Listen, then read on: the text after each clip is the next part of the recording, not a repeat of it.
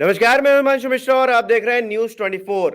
तो एमपी में चुनावी तैयारियां जोरों पर हैं। इस बीच संत रविदास जी की खूब चर्चा हो रही है और वो इसलिए क्योंकि बीते रोज कांग्रेस अध्यक्ष मल्लिकार्जुन खड़गे ने ये घोषणा की कि अगर राज्य में कांग्रेस की सरकार बनती है तो सागर जिले में संत रविदास के नाम पर यूनिवर्सिटी बनाई जाएगी। कुछ वक्त पहले जब प्रधानमंत्री नरेंद्र मोदी यहां पहुंचे थे तो उन्होंने 100 करोड़ रुपए की लागत से बनने वाले संत रविदास स्मारक का भूमि पूजन यहां पर किया था। अब बीजेपी कांग्रेस के बीच में मंदिर बनाम यूनिवर्सिटी की लड़ाई देखने को मिल रही है और वो भी संत रविदास के नाम पर, जिसे राज्य के 17 से 18% दलित वोटरों को लुभाने के तौर पर देखा जा रहा है। तो क्या रणनीति है, इसको लेकर आज चर्चा करेंगे। हमारे साथ ब्रिजगोपाल जी भारतीय जनता पार्टी से जुड़े हैं, इसके साथ ही अवनीश जी हमारे साथ कांग्रेस पार्टी से जुड़े हैं और विपिन श्रीवास्तव जी हमारे सहयोगी हमारे बीच है।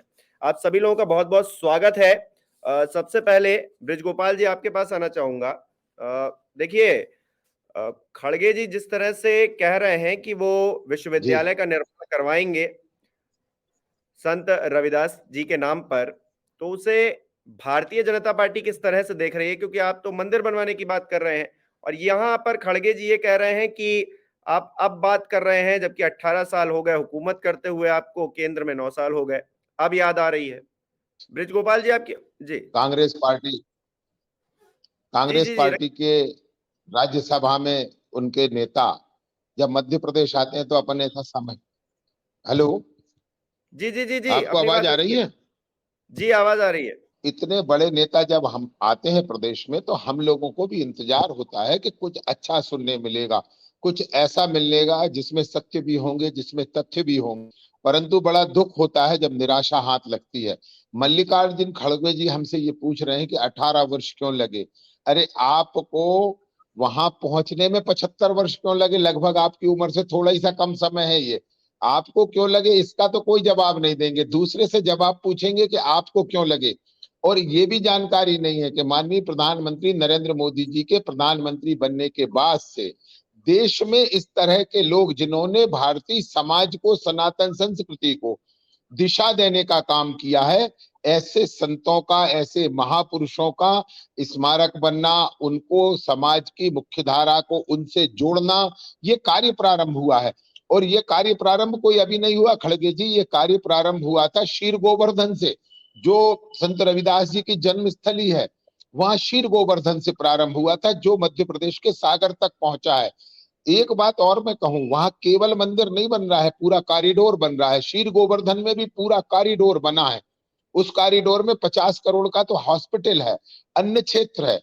ये पूरा हमारी जो संकल्पना है कि वहां से जिन्होंने समाज को कभी संदेश दिया था प्राप्त करे और उनका संदेश एक बार पुनः जागृत हो, इस निमित्त हम ये सब कर रहे हैं। दूसरी बात एक और कहना चाहता हूँ, यूनिवर्सिटी की बात आपने प्रश्न किया मुझसे।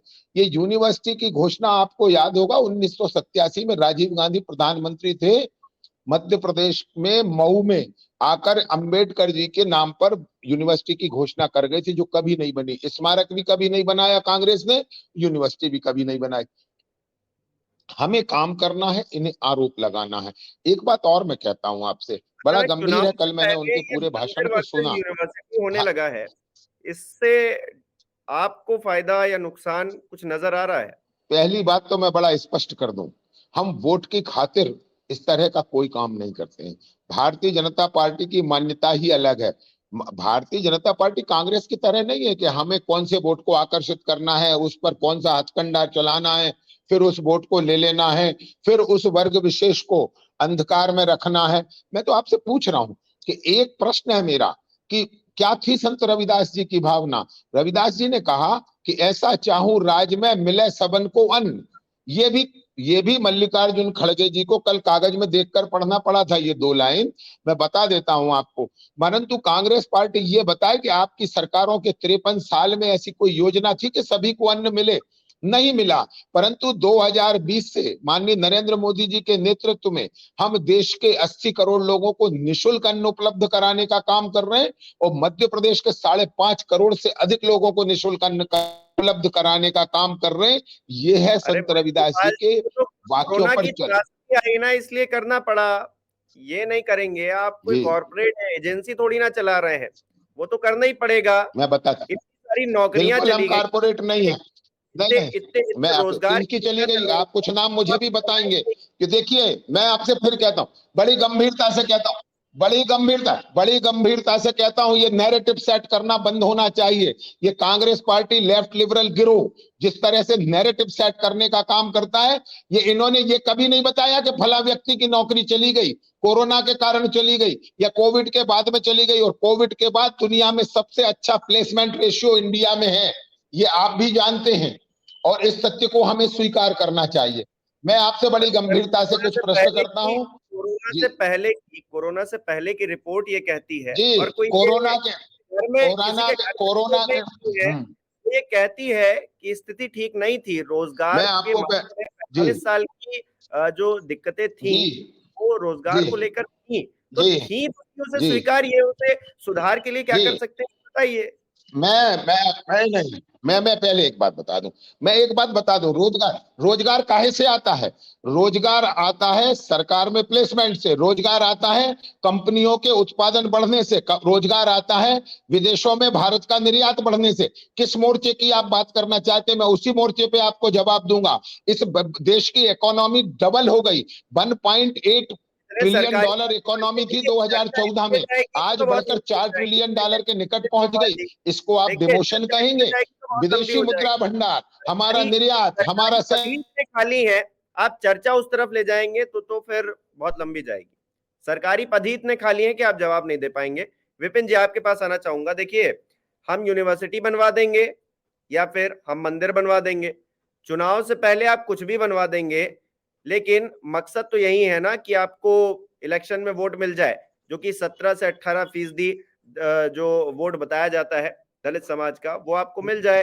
बस फिर आप बनवाइए या ना बनवाइए, क्या ही फर्क पड़ता है ना। मैं यही बताना चाह रहा हूं कि दलित समुदाय का एक मध्य प्रदेश में बड़ा वोट बैंक है, जो 16% वोट बैंक है। और इसको लेकर बीजेपी और कांग्रेस दोनों लगातार तो कोशिश कर ही रहे हैं।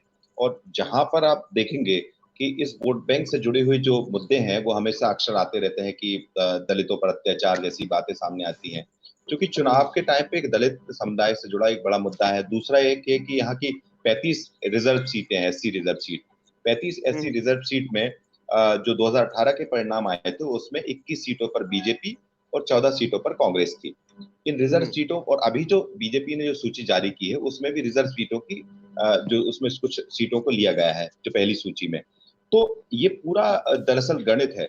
चाहे वो संत रविदास के मंदिर बनाने की बात, जब आप अब से 10 दिन पहले जब प्रधानमंत्री पहुंचे थे सागर इसलिए क्योंकि बुंदेलखंड में 22% दलित वोटर्स हैं, अकेले बुंदेलखंड में, और बुंदेलखंड का सेंटर पॉइंट कहलाता है सागर।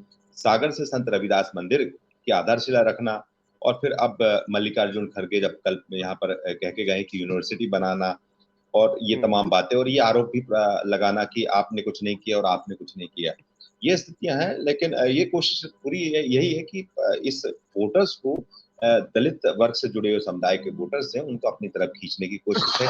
एक बड़ा वर्ग जो है वो अगर प्रभावित होता है इन सबसे, क्योंकि आपको एक और चीज है, जो दलित वोटर्स थे एक वक्त था जब भी कांग्रेस के साथ हुआ करते थे मध्य प्रदेश में, लेकिन धीरे धीरे ये वोटर सिमट कर बीजेपी की तरफ चला गया, जो परिणाम पिछले विधानसभा चुनाव में आया। तो अब ये कोशिश है बीजेपी और कांग्रेस की तरफ से। इसलिए देखिए, प्रधानमंत्री अगर पहुंचकर संत रविदास के मंदिर का आधारशिला रखते हैं, 100 करोड़ की लागत से बनने की जो बात कही गई, आधारशिला रखी गई है, वो कब बनेगा वो तो अलग बात है, लेकिन चुनाव के अगर 3 महीने पहले इस तरह के अगर आयोजन होते तो उसका असर तो एक मैसेज तो जाता ही है दलित समुदाय के लोगों पर। और यही बात है कि खड़गे जो है, मल्लिकार्जुन खड़गे, अगर बात करते हैं यूनिवर्सिटी बनाने की, दलित संत रविदास की यूनिवर्सिटी, तो एक ये मैसेज भी देने की कोशिश की है कि दलितों के साथ कांग्रेस भी खड़ी है। और तो कुल मिलाकर ये पूरा एक वोट बैंक को संभालने की कोशिश है, मुझे जो लगता है, क्योंकि चुनाव के 3 महीने पहले अगर ये सारी बातें हो रही हैं, सभी को अगर दलित वर्ग याद आ रहा है, तो जाहिर सी बात है कि इस याद के पीछे बड़ा वोट बैंक को साधने का यहाँ पर कवायद देखिए पूरी तरह से हो रही है। और इस बात को खुद जनता भी समझती है, और पब्लिक तक जो मैसेज पहुंचना था, जो दोनों पार्टियां यहाँ पर पहुंचाने की कोशिश कर रही है। जी, अवनीश जी, देखिए, वोट बैंक को तो साधना ही है, सबसे बड़ा सवाल तो यही है, और इसीलिए यूनिवर्सिटी की भी बात हो रही है, मंदिर की तो बात हो ही रही है। देखिए, कल खड़गे साहब ने बाकायदा सारी बातें गिनवाई कि क्या-क्या कांग्रेस पार्टी ने 70 साल में देश के लिए किया है। अभी बीजेपी के प्रवक्ता कह रहे थे कि 18 साल की बात करते हैं, लेकिन 75 साल क्यों लग गए यहाँ तक पहुँचने? तो बताना चाहता हूँ, ये वही सागर है, जहाँ पंडित जवाहरलाल नेहरू ने विश्व स्तर यूनिवर्सिटी हरि सिंह गौर यूनिवर्सिटी की स्थापना की थी, जिसमें आज तक लाखों करोड़ों बच्चे पढ़ लिख कर अपना भविष्य बना चुके हैं। और हिमांशु जी, ये भारतीय जनता पार्टी की एक आदत हो चुकी है कि इनको कॉरिडोर बनाने की बड़ी आदत पड़ गई है। कॉरिडोर बनाते हैं, उसमें भ्रष्टाचार करते हैं। हमने देखा उज्जैन में महाकाल लोक परिसर का वो भी कॉरिडोर बनाया, उसमें किस हद तक का भ्रष्टाचार हुआ ये पूरी दुनिया ने देखा कि 5000 साल पुराना मंदिर ज्यों का त्यों खड़ा है, लेकिन 7 महीने पुरानी इनकी महाकाल लोक परिसर की मूर्तियां ढह ढह जाती, जरा सी बारिश में जरा सी हवा चलती है और पत्तों की ताश के पत्तों की तरह वो मूर्तियां उड़ जाती हैं। तो इनको कॉरिडोर बनाने का बड़ा शौक है, बड़ा जुनून है। उसका कारण सिर्फ एक है कि भ्रष्टाचार करना चाहते हैं। बाकी जहां तक दलित संप्रदाय की बात है, आदिवासी वर्ग की बात है, तो भारतीय जनता पार्टी ने सदैव उनका शोषण किया है और इस देश को ऊंच नीच और छुआछूत के जहर बोया है और उसमें इनको धकेला है। आप देख रहे हैं इसी मध्य प्रदेश में जब एक भाजपा का नेता एक आदिवासी के मुंह पर पेशाब करता है तो भाजपा के नेता चुप क्यों रह जाते हैं? कहाँ होते हैं उस समय मोदी साहब? मोदी साहब एक रैली करके जाते हैं, बिंद में अगले दिन ये हादसा हो जाता है कि भाजपा के नेता एक आदिवासी के मुंह पर पेशाब करता है। और मोदी जी जब सागर आते हैं तो सागर से कुछ दूर अगले दिन दमोह में एक आदिवासी के शरीर पर मल दिया जाता है। उस समय कहाँ जाती है इनकी मशीनरी, कहाँ जाते हैं शिवराज सिंह चौहान जी और कहाँ जाती है इनकी कानून व्यवस्था? तो ये सब इनका दिखावा है। और सबसे बड़ी बात बृजगोपाल जी, जवाब अब देखिए, इतने सारी घटनाएं हो रही हैं, इसका जवाब तो बृजगोपाल जी आपको देना पड़ेगा ना कि भारतीय जनता पार्टी का अगर शासन है, वहां पर सरकार आपकी है, तो सिर्फ पैर धो देने से बात थोड़ी ना बनेगी। बृजगोपाल जी,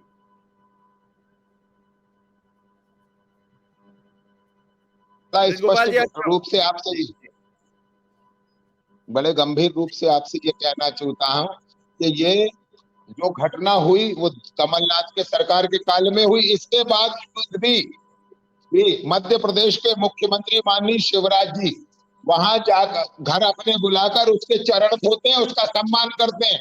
और एक घटना राजस्थान में होती है जहां एक दलित युवक से एक कांग्रेस का विधायक जूते चटवाता है, परंतु वहां का मुख्यमंत्री माफी मांगने की हैसियत नहीं रखता।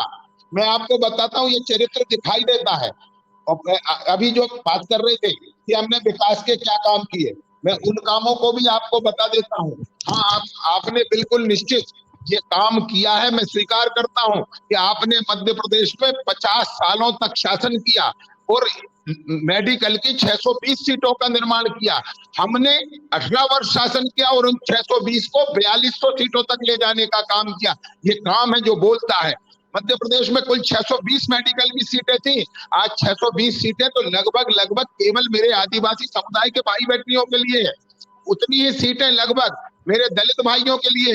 ये बात करते हैं विकास की। एक बात और करता हूँ, आपने जो विकास किया था, जो खड़गे जी कल गिना रहे थे, उस विकास में ये भी था कि मध्य प्रदेश और झारखंड जब एक था तब हमने भिलाई स्टील प्लांट की स्थापना की थी। थोड़ा सोचिए, थोड़ा शर्म करिए। आप विकास की अगर बात करते हैं तो कल उन्होंने एम्स का भी जिक्र किया है।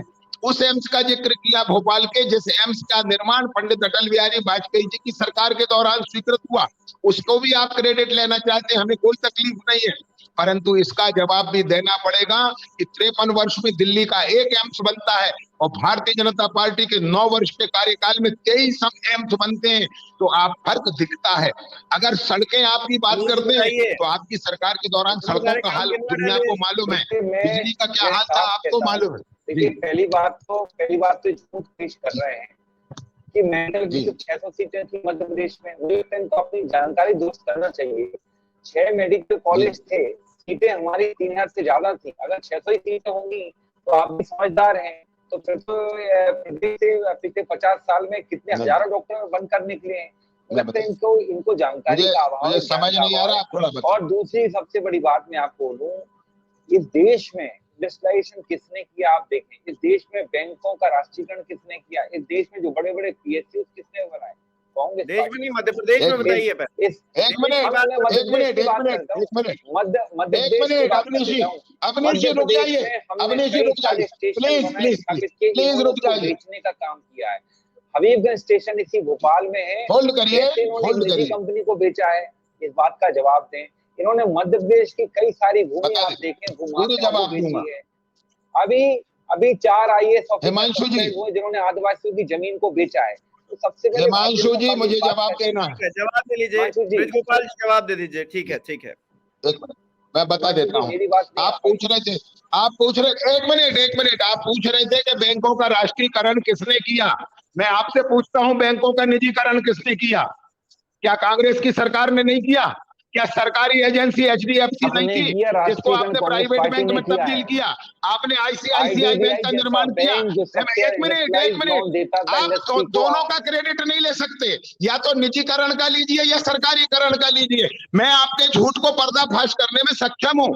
अब तक झूठ बोलेंगे कि सरकारीकरण किया तो भी क्रेडिट और निजीकरण किया तो भी क्रेडिट। एक कुछ देखिए कहिए, देखिए एक कुछ कहिए, निजीकरण का काम एक देखिए। कुछ कहिए। मैं आपसे फिर कह रहा हूं, मैं आपसे फिर कहता हूं, एक कुछ कहिए मैं और एक सेंटेंस पर कायम रखिए। हाँ, हम अरे कहते हैं कि हमने निजीकरण किया। हाँ खत्म, मैं वही कह रहा कहते हूँ। हैं और हमने निजीकरण हमने नहीं करना कहा ही कि देश निजी, की हम ये अर्थव्यवस्था कह के रहे हैं हित हमने में था। बैंकों का और राष्ट्रीयकरण किया। इसकी ये जब अच्छा, PV आप नरसिम्हा राव स्वीकार जी कर ने रहे शुरुआत की, हैं। उस शुरुआत में भी हम शामिल थे, उसमें भी हम शामिल थे। निजीकरण मैं मत आपसे कर फिर दीजिएगा, कहता हूँ, बिल्कुल आप सरकार। तथ्यों पर बात करिए, तथ्यों पर हिमांशु बात जी उनसे करिए, सत्य पूछेंगे पर बात कितने करिए। पब्लिक सेक्टर रविदास बेचे जी हैं, पर करिए, रविदास जी स्टालिन का पर करिए, निजीकरण सागर किसने किया, यूनिवर्सिटी पूछें पर इनसे। करिए। जी जी, हिमांशु अवनीश जी, जी क्या कह रहे थे आप? मेरा जी ये देखिए, मैं कहना है, आप मुझे, मैंने आपसे जो शुरू में कहा था कि कांग्रेस नैरेटिव सेट करती है, आज ये नैरेटिव सेट कर रहे हैं कि हमने बैंकों का हम देखिए, निजीकरण किया। जो कांग्रेस ने किया PV नरसिम्हा राव की सरकार। और नहीं, एकदम मैं से इसी तरह रविदास नैरेटिव सेट होते हैं। मनमोहन सिंह देखिए, वित्त मंत्री, इंदिरा जी ने गोपाल उनका हवाई अड्डे आप बेचो, नेशनलाइजेशन किया। रेलवे स्टेशन दोनों आप बात बेचो, को, बात तो बैंक आप सुनिए। बेचो, जी LIC की हिस्सेदारी ये आप बेचो, तो और बिल्कुल कागज बेचे। पेपर मैं लगाओ। आपसे फिर कह रहा हूँ, कांग्रेस पार्टी निजीकरण। ने इन और सब चीजों को आपको बनाया है। एयर क्या इंडिया वजह आपने है? बेचा, जवाहरलाल नेहरू जी ने हम तो कह टाटा रहे हैं से ना, लेकर स्क्वायर फिर कह इंडिया रहे बनाया हैं, था, आपने फिर कह उसको रहे बेच हैं, दिया, वापस टाटा को एक बेच मिनट, दिया। देखिए हिमांशु जी इनको रोकिए ना, हिमांशु जी आप इनको नहीं, रोकिए, हिमांशु जी तकनीकी खराबी कारण ऑलरेडी आप बोल आवाज लीजिए। आ नहीं रही है। नहीं, देखिए, मैं ये पूछ रहा हूँ कि संत रविदास जी की अचानक याद क्यों आ गई है? अवनीश जी, आप ही बता दीजिए। देखिए, संत रविदास जी ही नहीं, भाजपा को मध्य प्रदेश में सबकी याद आ रही है, क्योंकि इनको मालूम 18 साल में इन्होंने मध्य प्रदेश को बेच दिया है।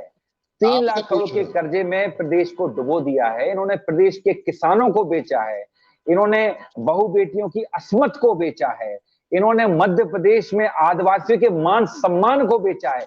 और उस हर बेचने के एवज में ये इवेंट करते हैं, अपनी ब्रांडिंग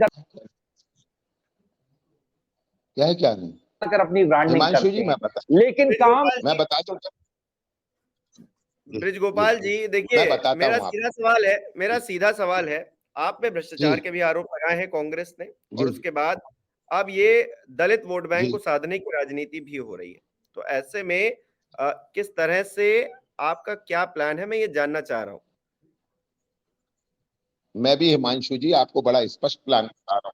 इतना स्पष्ट कोई नहीं बोलेगा कि हम मतों के लिए नहीं साध रहे, हमें सभी समाजों को साधना और उससे इस राष्ट्र का निर्माण करना, ये हमारा लक्ष्य है। और हम सबको साधने, सबका प्रयास, सबका विश्वास, सबका साथ, सबका विकास, बोलो उसमें सब शामिल है। और वो केवल वोट पाने के लिए नहीं, देश को इंटीग्रेटेड करने के लिए।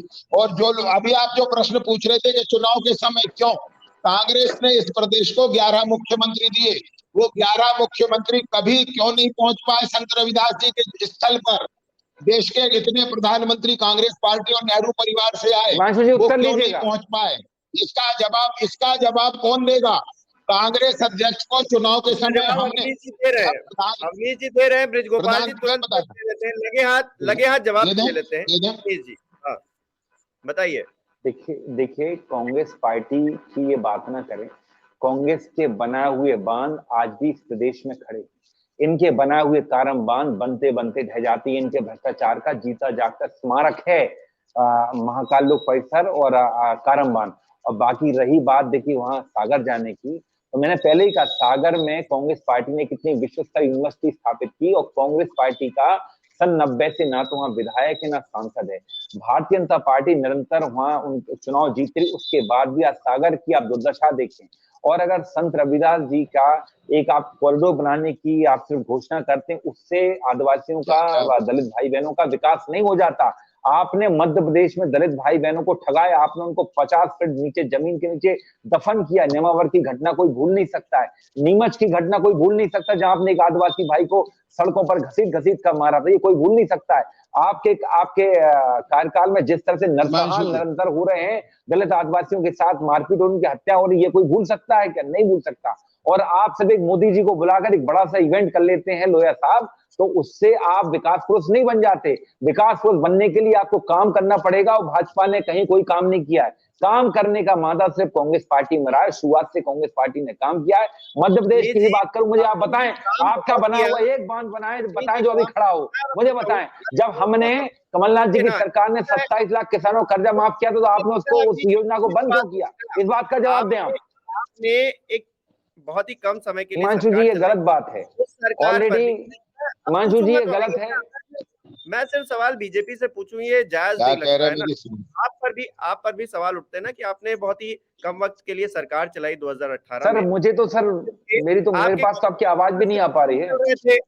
आपके करीबियों के पास से पैसे निकल रहे थे, तो काम के नाम पर किस तरह से लूट खसोट? मैं तो हिमांशु जी साफ कहता हूं, देखिए जब ये जरा सी बात पर इनका एक कोई मोदी होता है वो आहत हो जाता है, वो राहुल जी पर केस लगा देता है जरा सी बात पर कि नीरव मोदी का नाम लिया, ललित मोदी को, वो आहत हो गए साहब। मतलब मणिपुर की घटना पर आहत नहीं हुए, इस बात पर आहत हो गए। और राहुल जी को आपने कुछ घंटों के अंदर उनका बंगला खाली करा दिया, आपने उनकी सांसद सत्ता छीन ली, जिसको माननीय सर्वोच्च न्यायालय ने बहाल किया।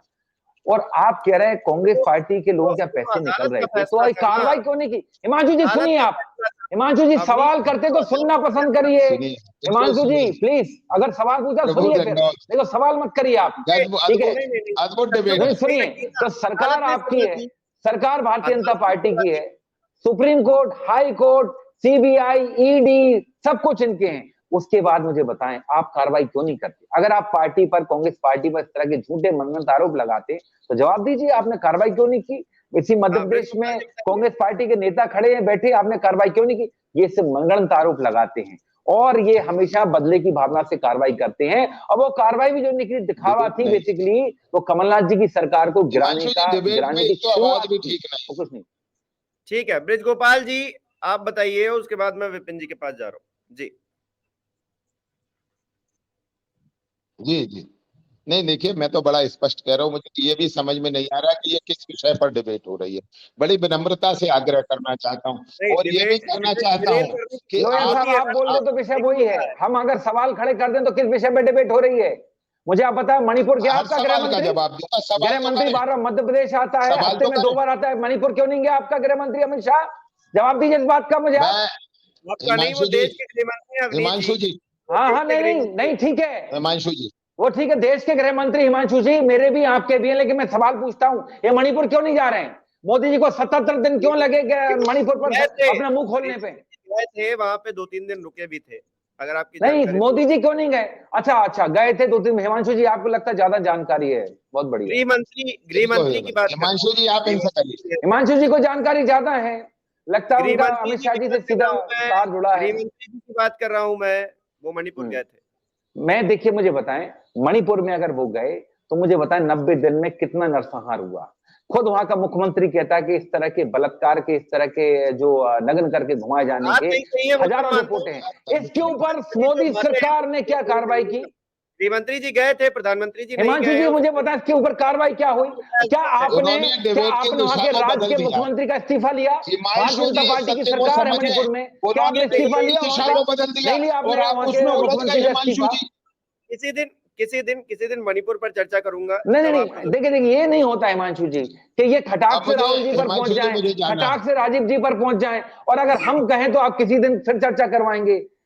नहीं, मैं तो हिमांशु जी ये तो गलत है, it's not fair. Madhya Pradesh की चर्चा करने के लिए बैठा हूँ। विपिन जी तो इनसे कहें गांधी परिवार पर ना जाएं बार बार। ये जो इनको बड़ा शौक है, भाजपा के लोगों को बड़ा प्यार है गांधी परिवार से, बार बार गांधी परिवार पर सवाल खड़े करते हैं, लेकिन जब जवाब देने की बारी आती तो विषय की बात करते हैं। ये भगोड़े लोग हैं, ये पहले अंग्रेजों के साथ भागे थे, अंग्रेजों के दलाल थे ये लोग। अवनीश जी, हमारे सहयोगी भी कुछ कह रहे हैं, उनकी बात भी सुन जी। लेते हैं। विपिन जी बताइए। मैं आपसे एक निवेदन कर दूं हिमांशु जी, ये जो भाषा है, ये जो भाषा है, इस भाषा में मैं डिबेट नहीं कर मैं सकता। कहता हूँ आपसे विनम्रता से क्षमा चाहता हूँ हिमांशु जी, अंग्रेजों के फिर एजेंट से हैं, खुले आपसे तौर पर कहता कहता हूँ हूँ, ये जो भाषा है खुले तौर पर कहता हूँ, अंग्रेजों के और इस एजेंट हो, तरह से जो गंदी भाषा का रॉयल प्रयोग सीक्रेट हो रहा सर्विस रहे हो आप लोग, स्वीकार संवैधानिक करो पदों इस पर बात बैठे को। लोगों के लिए, और जो Nehru second, Gandhi royal secret खानदान की सर्विस रहे सरकार नहीं हो। होगी तो इस देश में अवनीश चर्चा साहब, करने आप लायक भले ही कुछ नहीं नहीं होंगे, है। लेकिन मैं आपके आपसे कई क्षमा सारे अवनीश नेता जी, भूतकाल में अवनीश आप जी, एक मिनट देखें। मेरी बात सुन लीजिए। ठीक है। आप अवनीश आप जी, ऐसे डिबेट विपिन नहीं जी, हो पाएगी। हाँ, जी जी विपिन। अवनीश जी, अब ब्रिज जी तो चले गए, मेरा दोनों से एक ही सवाल था। एक तो 15 महीने की आपकी सरकार रही, जी। तो 15 महीने में बस ये जानना चाह रहा था कि आप चूंकि दलितों के लिए इन 15 महीने में कुछ सोचा था या कुछ करने का या प्लान बनाया था, क्योंकि कुछ या फिर किया हो। और ये सवाल मेरा बीजेपी की तरफ से ब्रिज जी से भी था कि 18 महीने में आपने कुछ किया, क्योंकि चलिए अभी तो रविदास जी की आपको मंदिर उनको भी याद आ रहा है, आप यूनिवर्सिटी के वादा कर रहे हैं, लेकिन बस ये जानना चाह रहा था कि आप दलित संपर्क। विपिन जी, अवनीश जी हैं, अवनीश जी हैं। अवनीश जी बताइए थोड़ा सा, 15 महीने की कुछ सरकार में आप लोगों ने कुछ देखिए तैयारी की विपिन थी कि जी, दलित वर्ग को, या कुछ काम किया था? विपिन जी, 15 महीने की कमलनाथ जी की सरकार ने दलित आदिवासी वर्ग के हर भाई बहनों के लिए, हर तबके के लिए काम किया था। जब 27.5 लाख किसानों का कर्जा माफ हुआ था, तो जैसा हम सब जानते हैं कि इस प्रदेश में, सुनिए, इस प्रदेश में अगर 70% दलित आदिवासी निवास करते हैं, तो उसमें हर वर्ग को कहीं ना कहीं हर वर्ग उससे लाभान्वित हुआ होगा। कमलनाथ जी ने आप देखें, पुलिस के बेहतरी के लिए भी हफ्ते में एक दिन की छुट्टी। मेरी बात सुनिए, मेरा सवाल बिल्कुल बहुत साधारण था। कर्जा माफी एक हर एक वर्ग के किसानों को लेकर, ठीक है। मेरा मेरा हमने आपसे भी यही सवाल रहेगा आदिवासी वर्ग के लिए आपके 18 महीने हमने की आदिवासी सरकार में दिवस के दिन छुट्टी की शुरुआत की थी, जिसको भारतीय जनता पार्टी ने, विपिन जी, बंद किया। हमने आदिवासी दिवस को जो उसका जो सेलिब्रेट करने के लिए हमने हर ग्राम पंचायत स्तर पर 25-25 हजार रुपए का फंड अलॉट किया था, और साथ में उसमें पूरा कहा था, उसमें बर्तन जो भी होते हैं, और वो हमने अलॉट किया था। इसके अलावा आप याद करें, तेंदुपत्ता जिसके आदिवासी वर्ग जिससे विशेष तौर से जुड़ा होता है, हमने उसकी खरीद के जो एमएसपी रेट थे, मिनिमम सपोर्ट प्राइस, वो भी बढ़ाए थे। कई सालों से वो 2000 रुपए थे।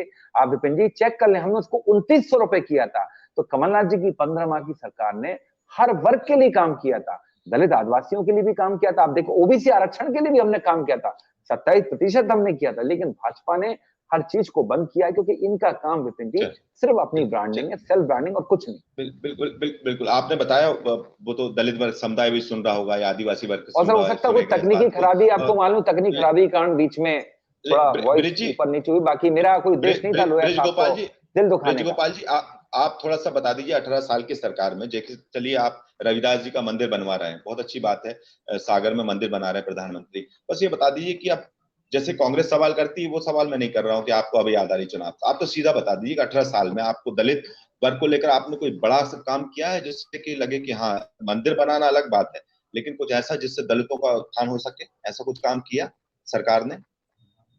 एक दो काम बता दीजिए बस। जी ब्रिज गोपाल जी।